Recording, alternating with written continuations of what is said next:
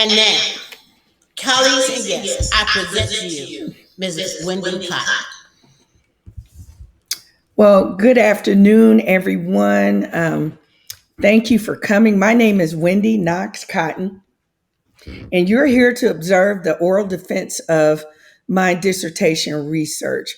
But before I begin, I would like to take the time to thank my advisory committee for their support, for their time, for their thoughtful critiques and input into my writing and my work to guide it. You all made me better, and I appreciate each of you. A little about my background. I'm a 25-year educator in the public schools in Georgia. I spent 18 of those years as a social studies teacher in middle school. And the last 7 years, I have been an educational technology specialist in Atlanta Public Schools. And it is really this work in that role that led me to this study.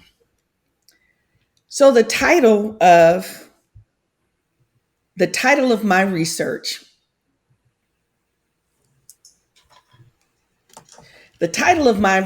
is Examining Technology Integration in K-12 Schools through the TPACK framework during the COVID-19 pandemic. Introduction of the study. Technology literacy is critical for teaching and learning. And really, it's the new currency that students and teachers use to access knowledge, to learn new skills, to collaborate with each other, to challenge ideologies and new ideas, and to demonstrate mastery of fundamental concepts across the different content areas. In essence, in a 21st century classroom, technology and learning are inseparable. Problem statement. Technology integration is absolutely essential to teaching and learning in K-12 schools now. Teachers are the conduit by which this successful integration occurs. And although many components are already present for technology integration, it has developed over the years. Research indicates that barriers still persist and that teachers their ability to effectively teach with technology remains problematic. Problem background. So the age that we're living in, this digital age, it's triggered an evolution in instructional pedagogies and practices and learning modalities in K-12 schools. So this transformation, it brings benefits with it, but it's also fraught with challenges that makes realizing those benefits formidable. The classroom teacher is the focal point. The classroom teacher is the nucleus of these transactions that makes the difference between success and failure. And it is this reason that teachers were the focus of this study. So the purpose of this descriptive quantitative study was to examine technology integration in K-12 schools using the TPACK framework during the COVID-19 pandemic. This study is significant because it looks at how teachers perceive themselves and how they assess their own abilities to successfully integrate technology. And it is of particular significance because we are in a global pandemic where teachers were required to be skilled technology users in order for it to work. Technology integration, it includes sound pedagogy, a mastery of content, and those things are multifaceted. They are nuanced. And the findings of this study could have implications for school leaders, administrators, specialists that support teachers about the challenges that teachers experienced with technology integration in 21st century classrooms. So there are three theoretical frameworks that underpinned this study: the TPACK framework, the SAMR model, and the sense-making theory. TPACK stands for Technological Pedagogical Content Knowledge.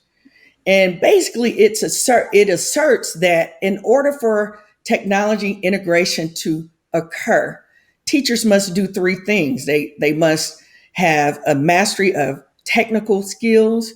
They must also, of course, be a master of the content that they're teaching.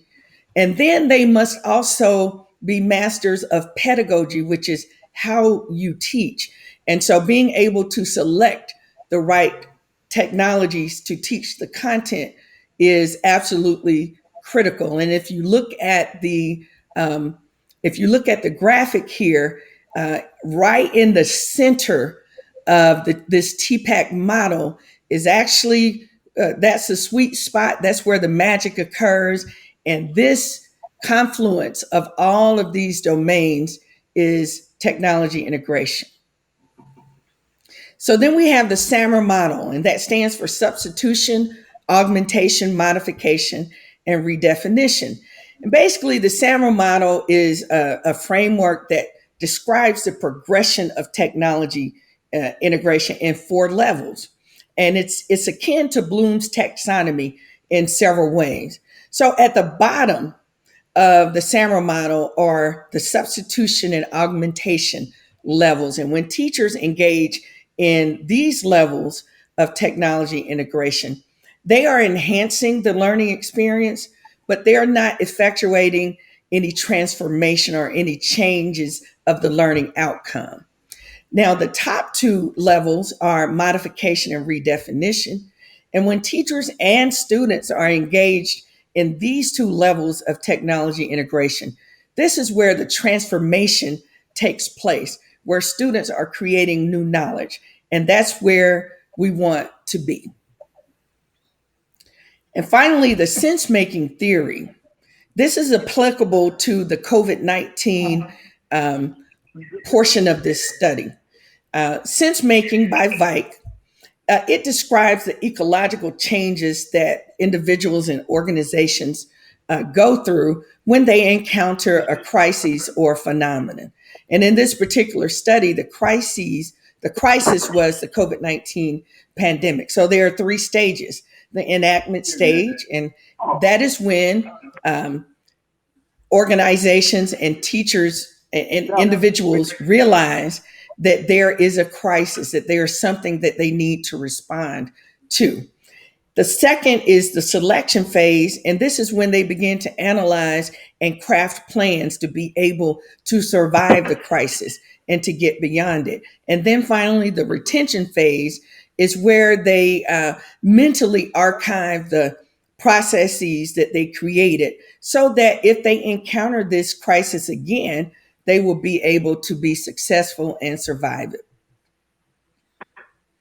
Theoretical connections to the study. So there are three theoretical frameworks. And if you look at the model here that I created, it speaks to all of the different components that affect technology integration and that affect instruction. So TPACK and SAMR, the small bubbles on the outside, they're not small because they're insignificant, but I put them there because they point to several different applications. You see how teachers perceive technology resources and barriers. But then the sense making is a larger bubble in the middle. And that is the largest one because I find that, and research indicates that we are constantly undergoing sense making in K-12 education as well as in higher ed. So there are some key terms that you want to know in order to understand this study. The first is barriers. Barriers to technology integration are basically obstacles that get in the way of you doing what you need to do. Hugh and Brush, they classified first and second order barriers. First order barriers are those that are beyond your control. They are due to external influences. Second order barriers, on the other hand, are due to intrinsic influences. So in this case, COVID-19 would be a first order barrier. There's blended learning, which is a hybrid form of learning that combines traditional and face-to-face platforms. Digital immigrants are those people who were born prior to the advent of our 21st century technologies that we use today. And so technology use does not come firsthand to them. On the opposite end are digital natives. And these are the people who were born during a time where 21st century technologies exist and they use it as they speak their native language. We have instructional technology, which is the theory and practice, design and development and management of all of the processes and resources that we use for learning. Instructional technology specialists are those personnel that support the integration of technology, either at the school level or the district level. And then we have some fairly new terms, roomies and zoomies. So our roomies are those learners who were physically present in class with their teachers at the same time as their classmates who were present virtually. And then the zoomies are those who were present virtually while their teachers and classmates were present physically. And the term zoomies really came about. It's a take off the word Zoom, which we all are familiar with now because we use it in our interactions, particularly since the advent of COVID-19. The literature review. There were 5 themes that emerged during this study, and I will summarize each of them. So it begins with the evolution of technology. And I want to start by mentioning the Elementary and Secondary Education Act of 1965. This is significant in the evolution of technology because it was the first significant piece of federal legislation that provided for funding of technology for schools. Okay, so technology integration has evolved because of that from making teaching and learning more efficient to making it more engaging, more relevant, and finally transformative. And the transformative impact of technology in the classroom lies in its ability to change how students and teachers communicate, collaborate, and create. Teacher attitudes. Teachers, Dad, I hear you. Mute your phone, Dad. Teacher attitudes toward technology and integration. Teachers, it's not possible to have technology integration be successful without the input, the buy-in, the understanding of classroom teachers. And the literature shows that teachers are more apt to use technology integration when they deem it beneficial, when they feel like they will have access to it, not just in the current time, but ongoing access. And also when they feel like they will be supported by their administrators. And speaking of administrators, the role of school leadership in technology integration is crucial because our superintendents, our district administrators, our school level administrators, they shape and craft a culture for technology integration in the district. And they're responsible for instance, creating and developing the technology plans, ensuring that the technology actually works by retrofitting the infrastructure, and most of all, supporting teachers and students and communicating the expectation of technology's use for teaching and learning. Then we go to the barriers of technology integration, and we talked about first order and second order barriers in our definition of terms. So some examples of first order barriers would be school infrastructure, having access to devices, having access to great high-speed internet, teacher training, and also global pandemics. And then second order barriers, some examples would be how teachers feel about their abilities to teach with technology and what their attitudes about technology integration are. So then we go to the impact of COVID-19 on teaching and learning. which we're actually still in. So COVID-19 had some catastrophic effects on teaching and learning because it forced school closures for indefinite periods of time, and it forced uh, our government officials as well as our school officials as well as parents to make some tough decisions about how students were to be educated during this period of time. And so now we come to the application of the sense making theory during COVID 19. And so the enactment stage is where we realized that there was a problem. And that problem was COVID 19. It was new, it was novel. They actually refer to it as the novel coronavirus. And so, because it was something we had not experienced before, then we had to come up with some ways to deal with it and come up with those solutions rather quickly. And then the retention stage is where we are now. It's where we're thinking about some of the things that we put into place in order to be able to get through COVID 19 and still teach our children. And we're still thinking about what we're going to do if we encounter something like this in the future. So that branched off into the three different modes of education. There was face-to-face instruction, which there were a few that that kept face-to-face going for a good period of COVID-19, and that may have been influenced by where they lived, the geographic area, how densely populated it was. Virtual instruction was probably the most profound and visible because we entered into something that we had not tried before. The US Census said 93% of our students at a good portion of this time in grades K through 12 were learning on a virtual platform.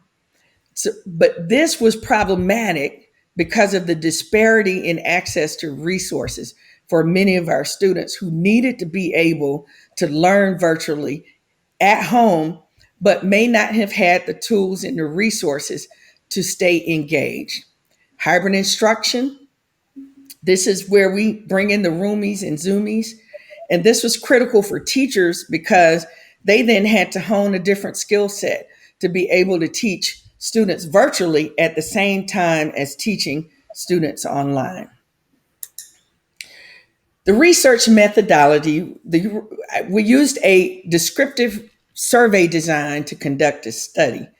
And descriptive research is used when you want to find out the what is about a particular population.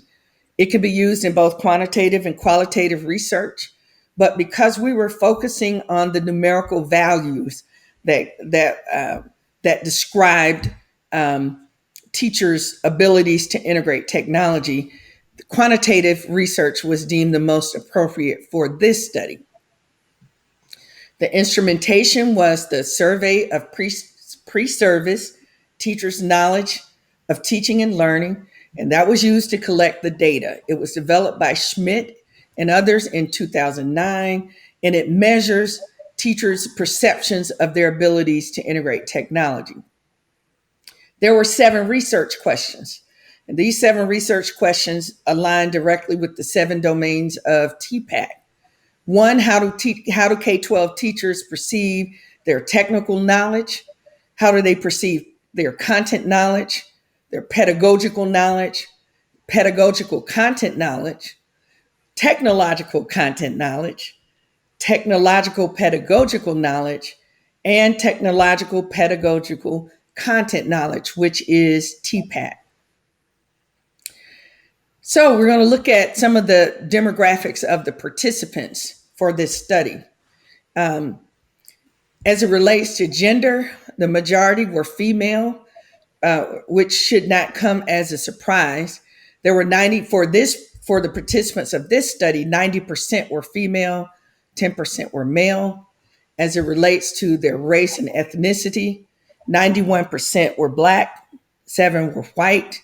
And if you look at the bottom, you can see the different demographics of Asian, Hispanic, multiracial, and Native Americans. We had a little representation for multiracial participants, but none from the others. Educational level. 12% of our participants held a bachelor's degree only, 45% a master's degree, 33% a specialist degree, and 11% a doctorate degree. Their experiences range from 1 to 10 years at 23%, 11 to 20 years at 42%, and 21 to 30 years, which is where I am, 32%.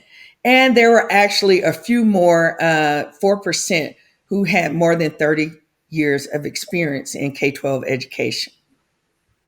The grade bands were broken down as follows. The majority were elementary school teachers at 43%, 38% were middle school teachers, 19 were high school teachers. And then there's the descriptive of what they majored in and where they held advanced degrees. And there are several here that are mentioned. Some are highlighted: curriculum and instruction. That was a popular one, as well as educational leadership. And if you look at the bottom, you can see the different majors, the content majors and so forth that the participants held advanced degrees in. This study was limited by only including teachers in K-12 teachers in the state of Georgia. It was also limited by the number of teachers who were available and willing to participate in the study. And it could be that COVID-19 affected the participation rate of some of the teachers. The study was delimited because it did not include private schools or any non-traditional schools. It also did not include any teachers who were alternatively certified. The validity of this instrument was developed by 3 researchers that had expertise in TPACK. There were 44 items that were evaluated for content validity to establish how well these questions related to each domain of TPACK. There was a 10-point scale from 1 to 10, 1 being the least, 10 being the greatest. And you can see at the bottom the various TPACK domains and how each scored on validity. The reliability of this instrument is its probability to generate consistent results over a period of time within a construct. So this instrument it demonstrated an internal consistency coefficient alpha ranging from 0.75 to 0.92. And it is to be noted that an internal consistency score of 0.7 or above is considered reliable. So this instrument was reliable. These are the coefficient alpha ratings for each of the TPACK domains.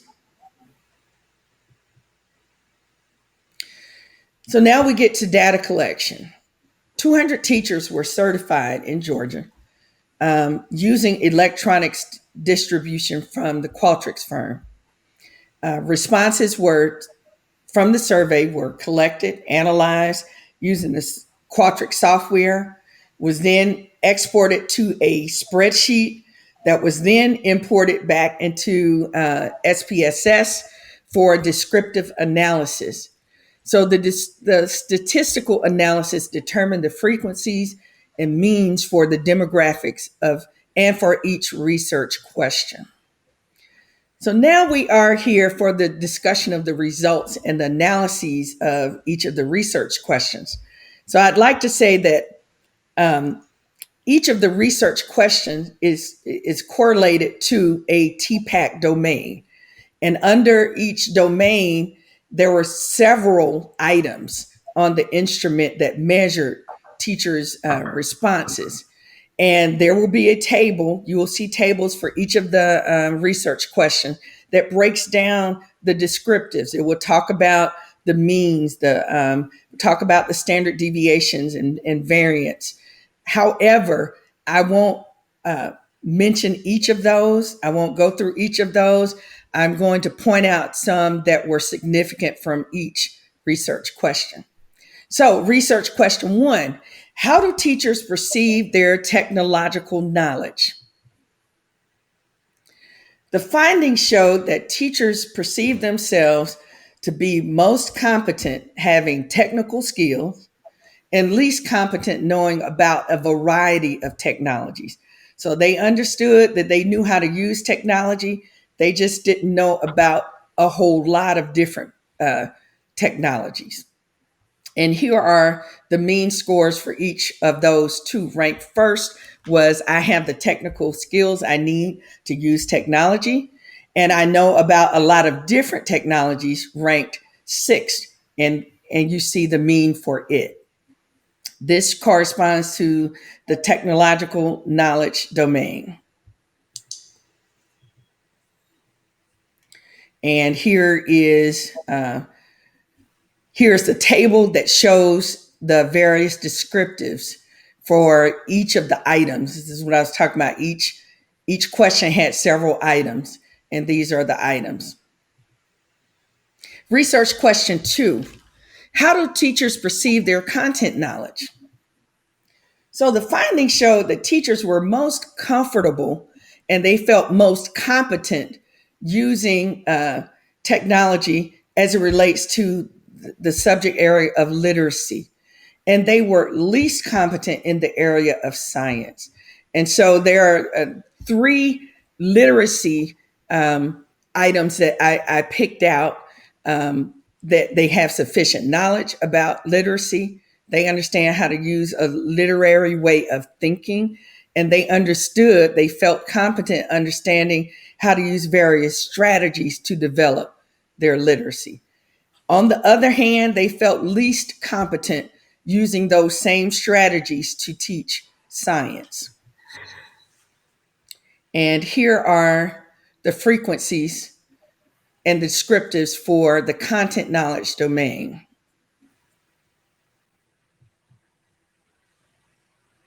There were 12. For research question 3, how do teachers perceive pedagogical knowledge? The findings showed that teachers were most comfortable with their classroom management skills, and they were least comfortable or competent when it came to understanding and mitigating common student misunderstandings and misconceptions.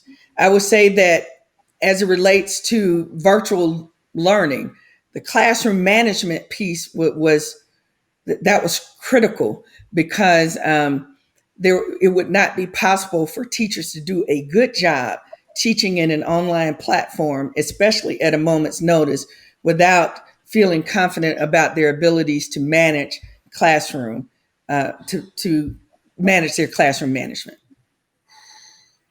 Here are the descriptives for the pedagogical knowledge. How do teachers perceive their pedagogical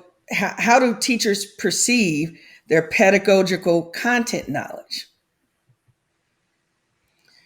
Research question 4, the findings showed that teachers, again, they perceive themselves most knowledgeable when it comes to choosing the correct pedagogy to teach literacy. On the other hand, they were least comfortable choosing methods to teach science. And here are the descriptives for the content knowledge domain, pedagogical content knowledge.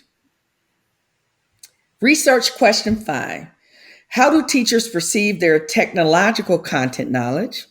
So now we're combining technology skills with content knowledge.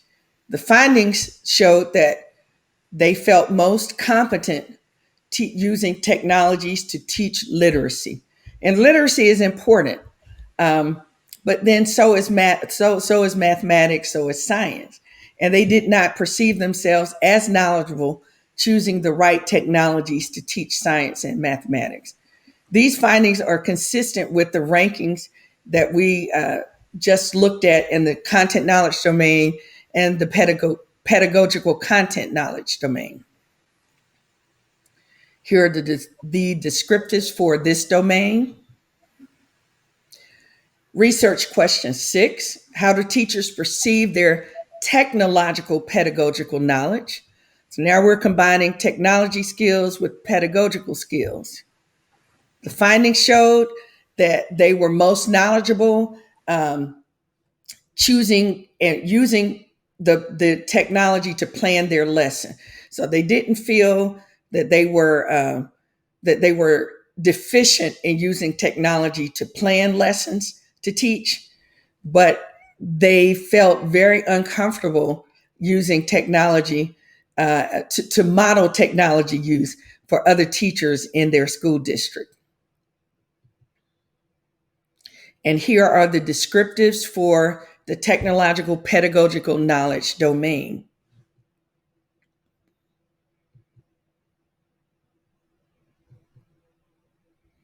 And the final research question, how do teachers perceive their technological pedagogical content knowledge?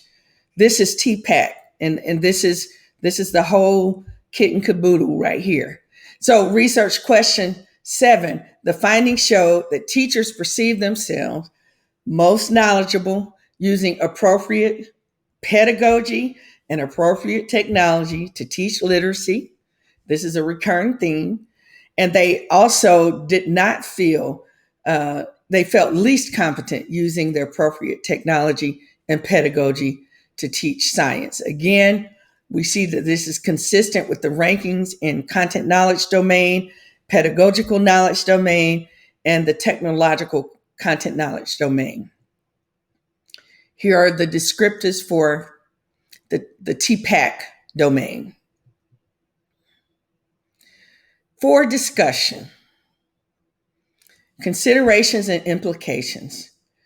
It's possible that because of COVID-19, and it forced us into, forced schools into the difficult position of having to teach virtually for indefinite periods of time, that teachers were able to hone their skills and improve their skills. So I think that COVID-19 had a positive effect on teachers' ability to teach with technology. The findings of this study can inform instructional specialists who support the redelivering of training, how to target the areas of teacher deficiency. And as we see in the findings, they were confident with teaching literacy using technology, but not confident teaching math and science using technology. The findings also might inform policymakers and administrators at the district level about not just where teachers are deficient, because that is also their concern, but they also have the power to boost up the infrastructure to ensure that teachers, when they get their training, that they have access to technology and that they have the infrastructure that will support teaching and learning for a sustained period of time. Recommendations for future research. One, I think this study could be replicated as a national study. And I toyed with this idea before I decided to just include Georgia in this study. But I think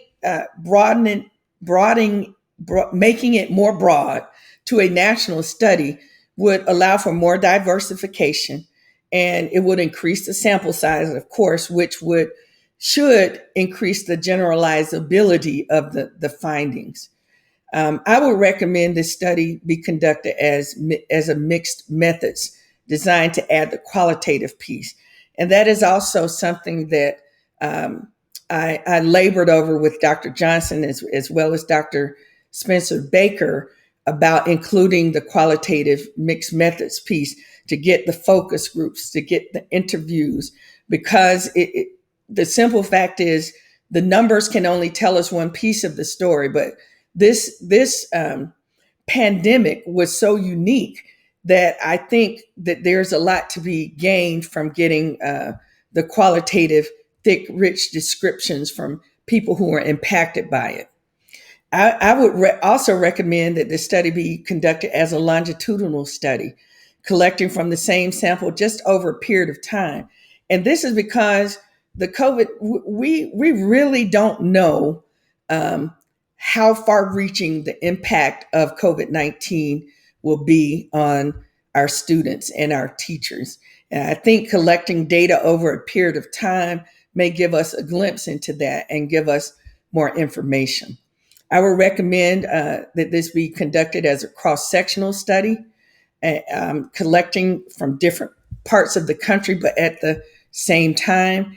And then as a case study, because there are so many different stories to be told about learning during COVID-19 and using technology, what Georgia teachers experienced or what teachers experience in a densely populated area uh, may be different from what they experience in areas that were not densely populated. And so to have case studies that were replicated, I think that would give some important data to the literature. So in summary, the purpose of this descriptive quantitative study was to examine technology integration in K-12 schools using TPACK as a framework during the COVID-19 pandemic, but from the perceptions of classroom teachers. The findings indicated that teachers were most competent using technology to teach literacy and as well as social studies. And that's my content area. I did not mention social studies in the findings, but on the tables, you could see that closely behind literacy, social studies was always a very close second, and that teachers felt least competent using technology to teach science and mathematics. Here are some of the references that were used in this presentation. And now Dr. Stephanie Johnson, the dissertation co-chair, will moderate the question and answer session.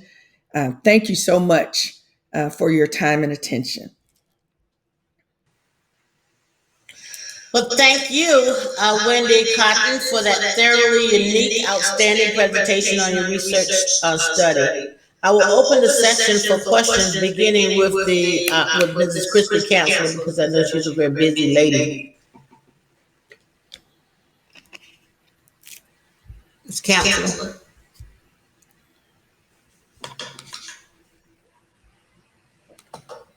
She's still here? Counselor. She is. Had a little technical difficulty. Sorry about that. I don't have any questions, but I did want to congratulate you on your research and presentation. Thank you, Ms. Counselor. Thank you, Mrs. Counselor. We will now move to Dr. Syreeta Cason. Like Ms. Counselor said, good job on a thorough and clear, clean presentation. My question is kind of coming from the K-12 background. With President Biden wanting the majority of schools to reopen and all, and with CNN reporting that the U.S. is on track to have a majority of public schools to reopen. Why is this study relevant moving forward? Thank you, Dr. Cason. That's a good question, because I think that this study could not be more relevant, even though things are moving in the right direction in terms of our nation reopening in many capacities. But we really don't know what's down the line. And so to go back to the sense-making theory, that final stage of sense-making, the retention stage, is where we think about the things we did to get through COVID-19.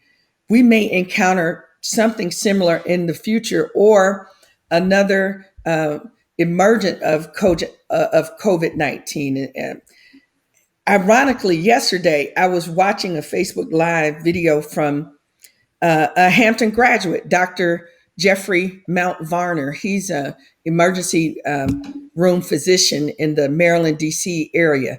And he does Facebook Lives every day to talk about how COVID-19 is changing and to advise people on what to do. And while I did not get to hear all of it because I was preparing for today, some of the things he said stuck out to me. And he was talking about the Delta variant.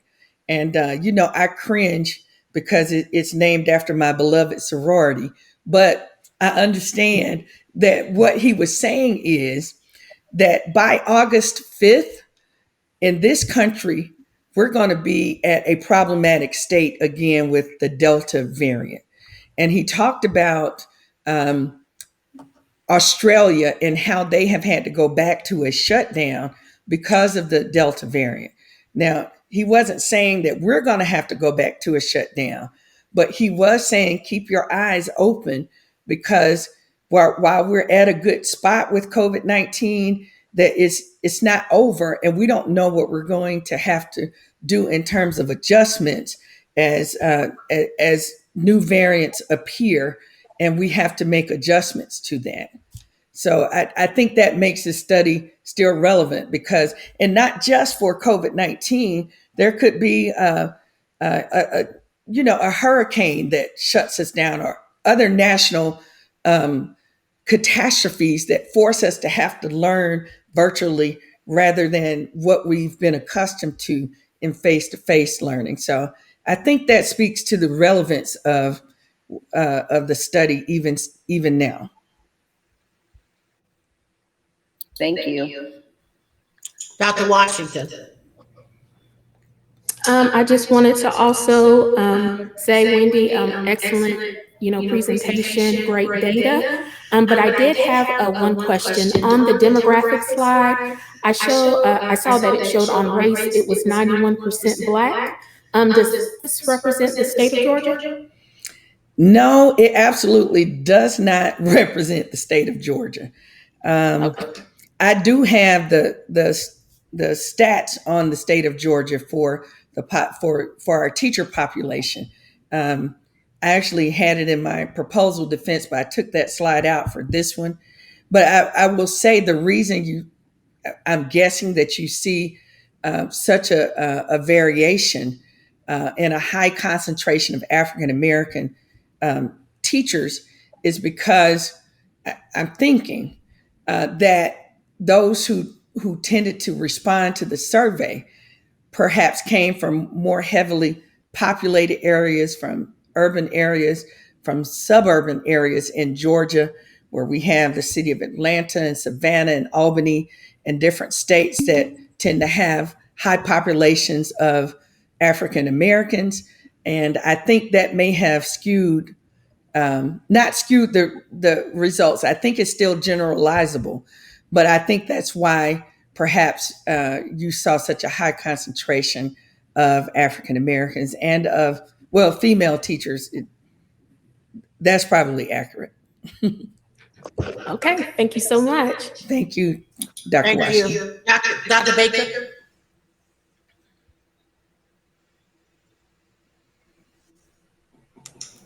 Thank you, Dr. Johnson. And thank you, Ms. Cotton, for a great presentation. Can you briefly, you talked about it a little bit, but briefly tell me why Georgia? Why Georgia? Why Georgia is the state that you wanted to invest in? Okay, thank you, Dr. Baker. Well, Georgia, it was a matter of my own personal connection to the state of Georgia, because this is where I've been born and raised. This is where I've spent all 25 years of my career. And I was interested in knowing what the results would be for teachers in Georgia. That is the reason that's why Georgia. And I believe that even though it was limited to one state, I think if this were replicated on a national scale, we may see similar results on the survey. Thank you. I don't know if you have your document available, and I'll send you my copy. On page 49, you changed your research questions from K-12. You have a few of them identified as K-12 teachers, and then you change to K-8 teachers. So that's just something I want you to before you submit your final document. Okay, thank you, Doc. That was an oversight. I apologize. No problem. I missed it also. What is a difference, or is there a difference between PK teachers and K teachers? Yes, sir. PK just includes preschool. So in the state of Georgia, pre-K, there's a pre-K 3 and a pre-K 4. In our public schools, though, pre-K refers to fourth grade. I'm sorry, 4-year-olds. So I bring it up, some PK teachers in your data set. Say and that everything else talk. You have some pre-K teachers that responded to your information. Got it. And I'm just trying to figure if there's no, you may need to just take a look at that, whether or not you need to change your research questions to PK through 12. Got it. Okay. Yeah, I think that's noteworthy. Okay. Talk to me about the instrument. The instrument is the pre-service. I get confused with it. It's the pre-service knowledge of teachers on teaching and technology. So the instrument was developed for pre-service teachers, correct? It was. And why are you using it with in-service teachers? Thank you for that, Dr. Baker. You and I talked about that before, and I neglected to mention that in my presentation, although I did add it to my paper. So the instrument, although it was created for pre-service teachers, it has been used for in-service teachers, and that was part of its validity as well. Speaking of that validity, they talk about 44 questions that might have been an earlier instrument because the instrument you use has 46 questions to it. So that may be that they added some more. That's a good. Correct. Yeah, that they probably added some more. Okay.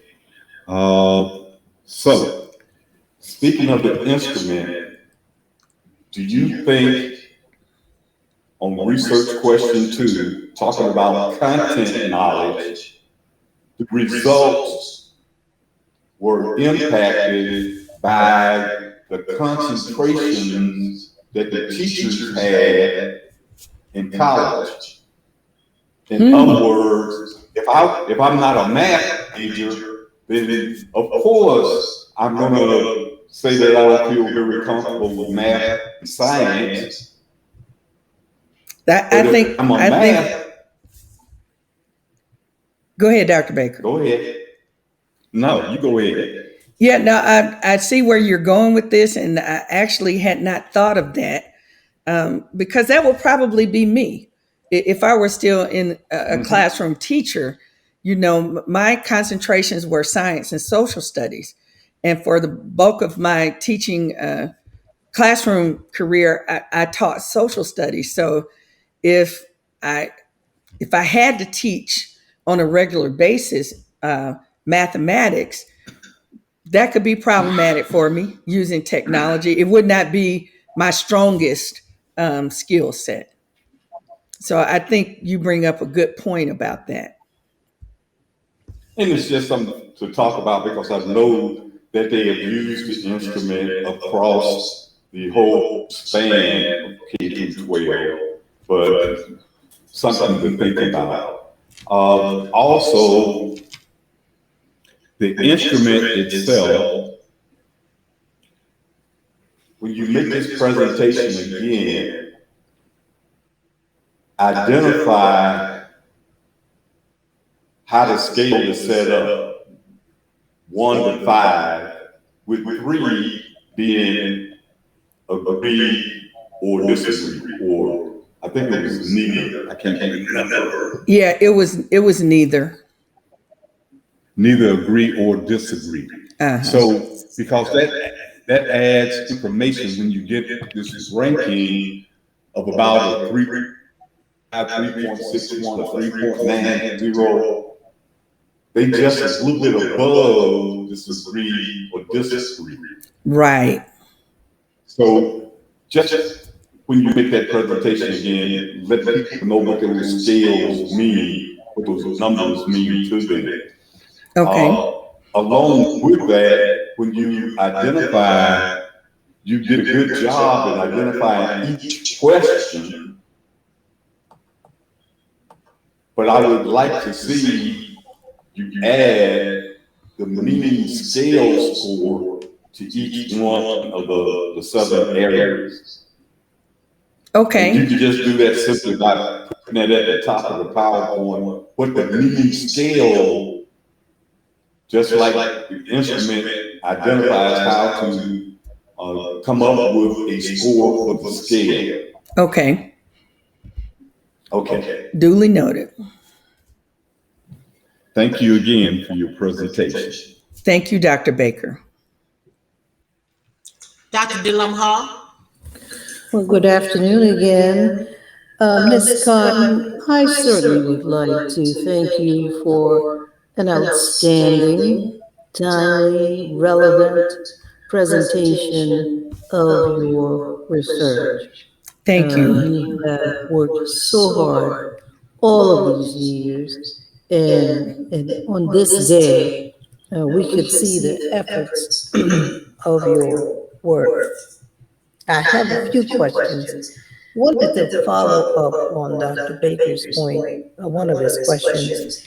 I noticed in the results, one of the most competent teachers felt about certain subjects, but science and math, there were some questions there. They weren't as competent in the delivery using technology to teach science and math. And I was going to ask you, why do you think that was? Well, I think even though I had not thought about what the point that Dr. Baker brought up about people feeling comfortable in their own skill set according to their majors, I think that probably has almost everything to do with it when I think about it. There could be other factors, but if you're not a math person or if you're not a science person, then I could see people struggling. And then there may be, when I think about the resources we use in our district to support the integration of technology, there's an abundance of resources for literacy. And that could have an impact on it. It's not that we don't have digital resources to teach science and math, but there's simply more out there for literacy. And so that perhaps had something to do with it. And I think that's a relevant finding. And as you stated, with regards to the resources available, and when I look at 43% of your teachers were from the elementary level, I think that's significant. And this is something you can share. I think as elementary teachers, not necessarily, science may not have been focused at that level in college. So this could be something that you could present to school systems to say, this is a finding, and elementary teachers feel a little bit not as confident with integrating technology into the sciences, and I think that's important. That tells me something as well, as an educator, pre-service teacher educator, that we need to provide more of a science undergirding in the teacher education program. So I made note of that. So thank you so much for that. Thank you. When you chose this topic, you had some assumptions, and as you developed your questions, what were your assumptions? What did you think the results would look like? That's a really good question. And you're right. I did have some assumptions. And I did not think that teachers would feel competent about any of them. Those were my assumptions. Because of the fact that they were just basically thrusted into the online space, having to teach virtually. I know that was that left many of them not feeling competent about it. And as there were teachers that I supported, that I support in the district, who communicated that to me. But ironically, one of them said, because I did a field test of this survey with a few of the teachers I know from my district, to just, to make sure that it read well and there were no issues. And one teacher reflected that she would have responded differently to all those questions pre-COVID. In other words, she was saying that because of COVID-19, she does feel more confident using technology because she didn't have a choice. And so it made her improve in ways that she would not have done aside from something forcing her to do that, like this pandemic. I agree. I agree with you wholeheartedly. And your research is so timely because there's been a paradigm shift in education. And this research shows the relevancy of that and the integration of technology, not just in K-12 school, but also in higher ed schools. Yes, ma'am. Across the board. Yes, have ma'am. really changed the future of teaching and learning. And I think you said something very important in the beginning in your introduction. I thought that was so very timely. You said that instructional technology is the new currency to access knowledge, learn skills, and also to collaborate. That is just so very powerful, because that's the way of the future. And I thank you for that. Thank you. I wanted to ask, you are so welcome. Let me ask you as well. I was the chair of the department, but very soon I will not be. But I wanted to ask you, what were the barriers that you experienced, during your tenure, so that I could fully understand, as I continue to work with doctoral students, what are those barriers, and how did you unlock or remove those barriers to get you where you are today, so that we can continue to use your lessons to move other students along, because you have just done such a phenomenal job. And I think I said to you one day, why have you been holding out this talent all these years? And just now it's almost as if you have just opened up the package, you have just unblocked all this potential. And so I just wanted to hear from you, what were some of the issues? Can you just share those with us if you don't mind? Well, absolutely. I don't mind. So I do have a background in instructional technology.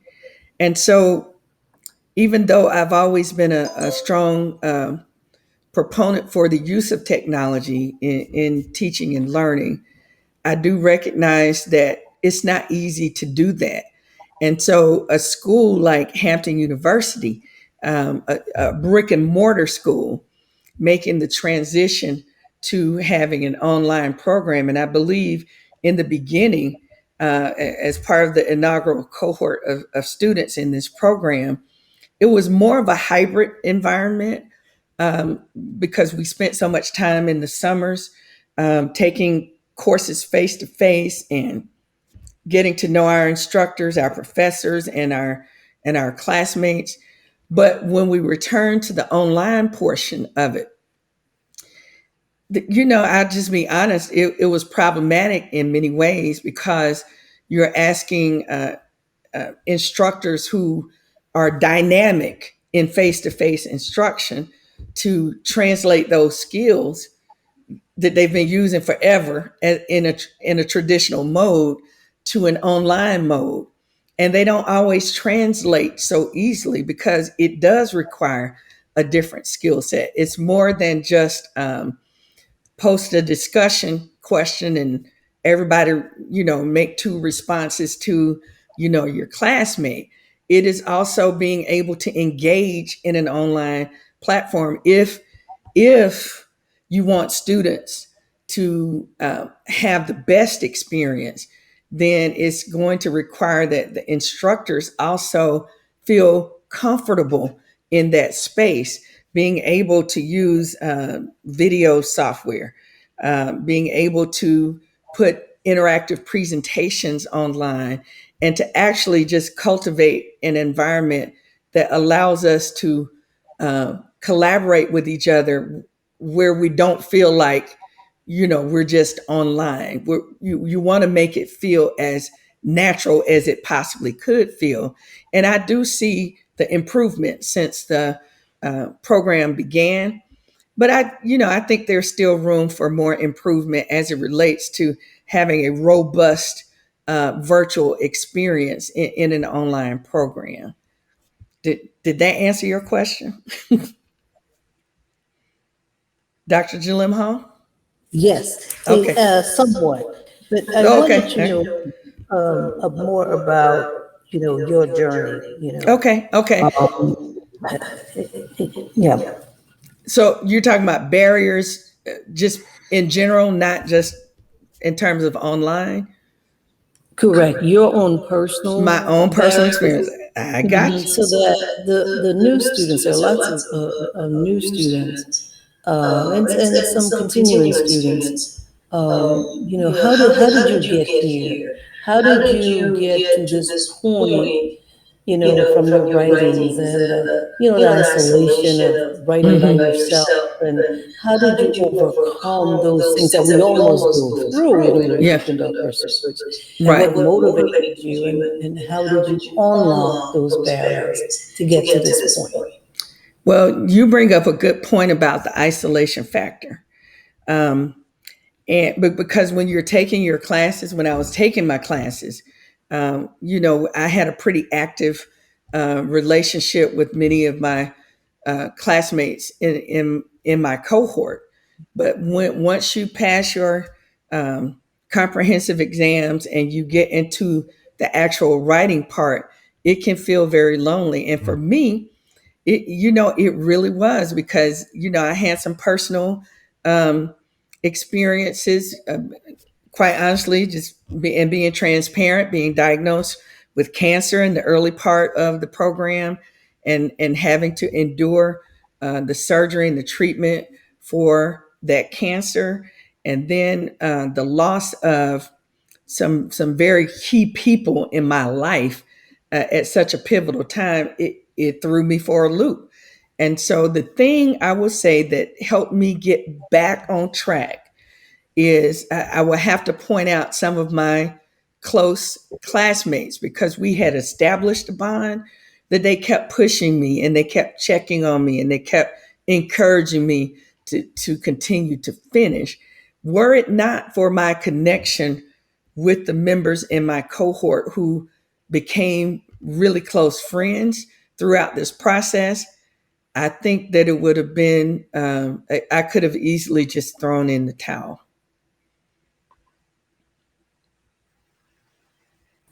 Thank you so much. Thank you, Dr. Johnson. Yes. You're welcome.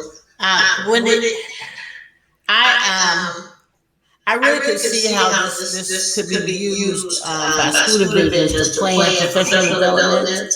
And I think you already mentioned targeting, training, informing the policymakers. But I love this band that you have right here, that great band. And somebody could do a dissertation just on this slide. There's just so much to be said about the people that were in your research study. I also want to know, well, what do you plan to do with this information now that you have it all? You got your surprises past.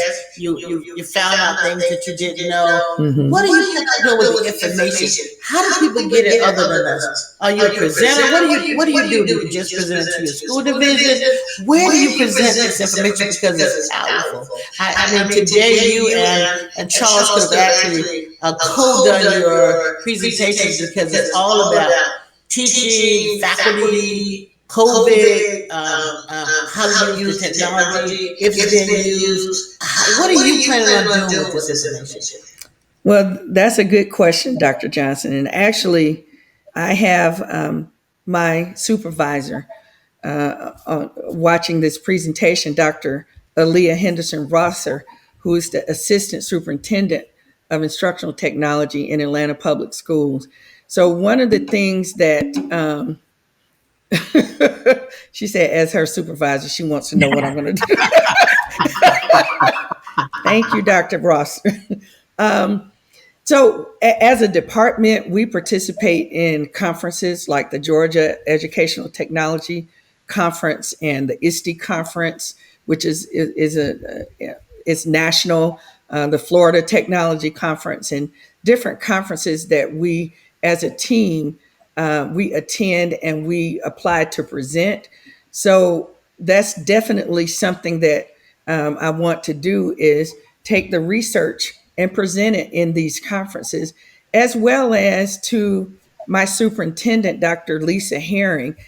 She was unable to attend today, but I did invite her and I talked with her about the research because some of the things she was saying at the end of the year for our leadership retreat really spoke to what my research was about. So I was able to have, a conversation with her about that. So absolutely taking it to conferences to present. And I have a special passion for HBCUs, even though I'm not in higher ed. I'm interested in seeing how any portion of this could be used to help our HBCUs as well. Thank you. Mm-hmm. Thank you. We're going to go on to Dr. Jallim-Hall. She's one of our faculty members of the Education Department. Good afternoon, Wendy. This was fantastic. You did a super job. Thank you, Dr. Jallim-Hall. Yes, you have sparked all kinds of things in my brain. I feel like Dr. Johnson with the grade bands. I could focus on that all day. But I really focused on the fact that, of course, at elementary, we have a lot of interest in doing new and novel things in the classroom, getting children excited and interested, but with only 19% of the teachers at the high school level responding. And really, looking at technology, in your discussion, you mentioned something very important.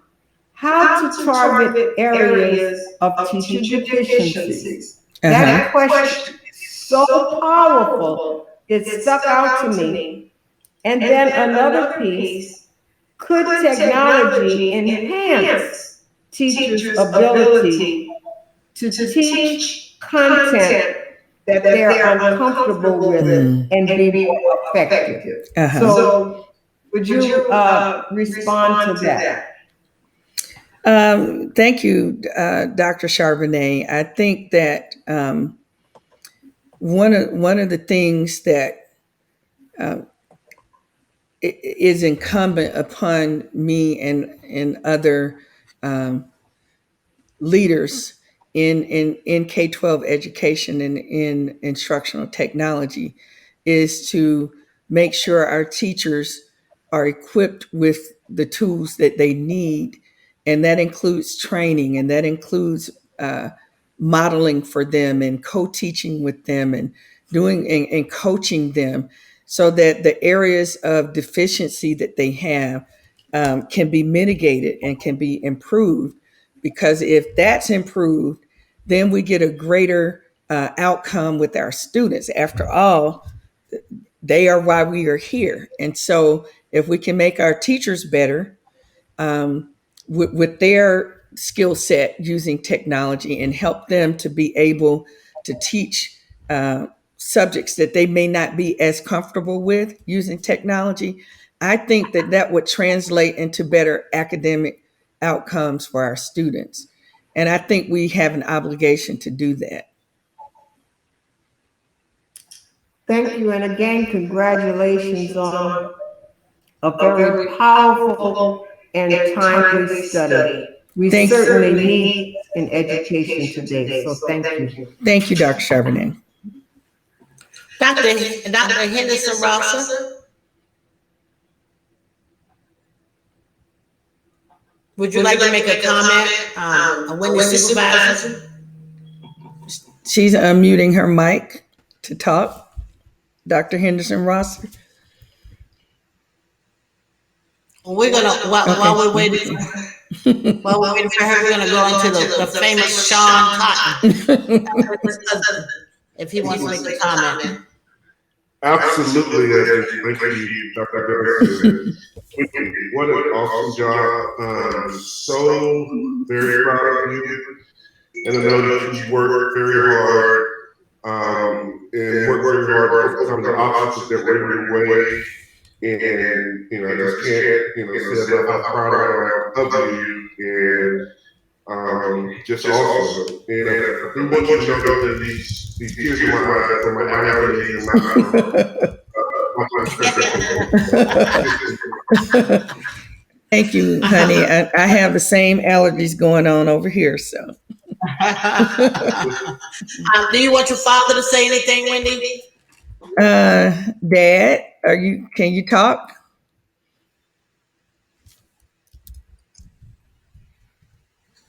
Let's see, can we, while we're waiting then, I would love to just introduce and let Mrs. Ina Whitehead, who's been just a thrill for the department, the advisory programs this semester.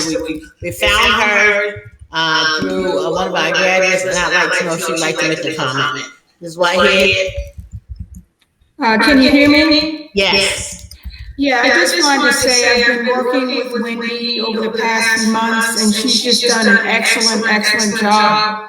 She's such a hard worker, and this is just an excellent presentation. My biggest thing here is that this is so timely. This is something. I have friends who are teachers. It's something that's desperately needed. And I really hope that you're able to get this information out to the public, whether you want to publish or, I don't know, go on local media, do something, but please get this out here because it's something that's really needed. A lot of my friends who are teachers really struggle with the technology piece, and it's something that we need right now because this pandemic, according to most experts, is really going to continue on for some time. So I'm really interested in seeing what you do as far as disseminating your findings. Thank you so much, Ms. Whitehead. I appreciate your support. I hope to see. Is that your sister here? Is Wanda Ray your sister? She is my sister. Wanda? Yes. Okay. Yes, I am here. I would like to say, Wendy, I love you. I'm so proud of you. Thank you. Okay. We're going to, I do want to share this. Someone asked about Wendy's, some barriers, and Wendy didn't fully answer the question because some of her barriers was just not being able to separate herself out from everything else. And so Wendy did the trip to Virginia. I sure did. I sure did. Yep. She spent the first week on the beach. Okay. And then we moved her into town, closer to town, and then two of her advisory members went over and just kind of encouraged her. We didn't write for her. We didn't do any of that. She had it all in her head, but we had to get her to get it out there on paper. So she did it. And in a week, she'd written her proposal defense. She had rewritten her proposal defense, and she presented that about 2 weeks later. And then here we are 2 months later, and Wendy has completed this process. She used quadrants. We had not allowed, we had finally allowed Carmelita Stevenson to use quadrants. And then after she used it, Wendy used it, and it just turned out so well for her. Wendy called me one day. I was out trying to vacation for a weekend, and she was calling, I got over 200 people, in 4 days. And I'm like, okay. So she was able to complete this process. And she was, but it really did take her, leaving the dogs, leaving the husband, leaving the father, leaving the nieces, leaving her sorority, and just coming away. And sometimes we just have to find a way to break away from everything so we can get the job done. Yes, I used to have to do that also. So that's really necessary for some people, not necessary for others. My husband could go in the den and he could just start writing in his study. And then I would have to go to the library. And he said, well, why are you going to the library? I said, because every 15 minutes you ask me for some water or dinner or ask your telephone. So you have to know what works for you. Yes, you have to know what your dissertation place is. And that's what we talk about the barriers of writing a dissertation. Yes, so that's why it's taken a while. It's taken a while. So, but I'm so glad that we're in this place. And so if there are no other comments, did you have anybody? Yes, Dr. Johnson. I want to acknowledge my godmother. She was my mom's best friend from childhood on, Gloria Cunningham Sneed. And but my supervisor, Dr. Rosser, she's back to her computer and she would like to say something. Okay, Dr. Rosser. Hi there. I just want to congratulate Wendy and even the committee for allowing this study to take place. Wendy and I started together. I was a paraprofessional and she was actually a teacher and a mentor of mine. And I watched her and she is dedicated to students understanding and mastering their learning, and to bring technology on top of that at the same time is one of those feats that very few teachers can actually do. And so now that she is in the Department of Instructional Technology, which I guess must say is one of the most innovative departments anyway. It is. We are just excited and elated to have her expertise prior to her working on this wonderful piece. But now that she is bringing this to the forefront for our district, she doesn't know it yet, but I've already set up a meeting with her and the superintendent so she can kind of talk about these results. Wow. So we can really get moving on what's really a practical application around this theoretical thing that people couldn't really get their hands around. And so I feel like she's done an amazing job of breaking down what does technology integration mean, what does it mean to be a teacher and do that, what does it mean for students, and then how can we evaluate it. That's one of the hardest things to do in education, is to have a cycle of continuous improvement and evaluation of a theory. And so I just want to point that out, that this is there aren't places that you can point to that says this group's got it right, this group has got it right. This is one of those things that's in theory. You have to figure out what is it, how does it work, how do we get it to work at our schools, how do we get buy-in, how is it applicable, and then how do we evaluate it. And I just feel like she covered so much of that with this content and this dissertation. And I just hats off to the committee and to Wendy. Great job. I'm very excited about it. Thank you so much. Hats off to you, because I heard that you told Wendy you have problem. I need you to leave and I need you to finish this dissertation, and then I'll cover it until you get back. So we thank you for covering it. Absolutely. All right, Great job, Wendy. we've arrived at the conclusion of the oral defense and examination of Wendy Cotton. This concludes the question and answer session. We'd like to thank Wendy for the presentation of her research. We also want to thank the graduate school for their participation in this process and all other observers. We ask that the candidate remain available by phone and via collaborate for the next hour or so, such that the committee can inform her of our decision. We will officially log the candidate off and request that all 9 members, that's all the 5 people that were on the committee, exit the room for the committee to begin to deliberate. Again, thank you for your participation, and we will inform the candidate of the decision of the committee, whether she passed the corrections, needs professionally edited documents, or whatever. And we'll go to the next step. So thank you so much, ladies and gentlemen, for being here. I'd like to especially thank, there was a gentleman that was on, and hopefully we'll encourage him to come back.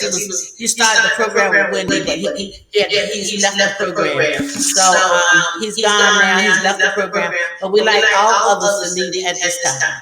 Thank you.